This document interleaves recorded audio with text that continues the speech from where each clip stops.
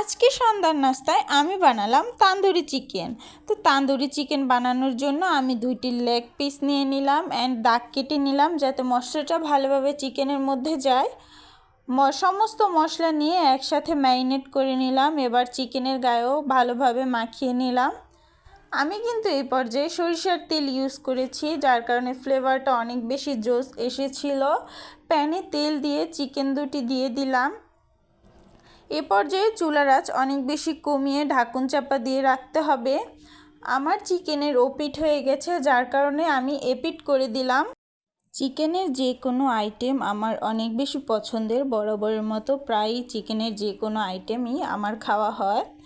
আমার তান্দুরি চিকেনটা কিন্তু রেডি প্রায় হয়ে গেছে। এই পর্যায়ে আমি এটার যে গ্রেভিটা ছিল সেটাকে একটু কষিয়ে মেক করে নিলাম। ঘি দিয়ে এইদিকে আমি পরোটা ভেজে নিলাম অ্যান্ড মেয়োনিজটা রেডি করে নিলাম সিদ্ধ ডিম দিয়ে।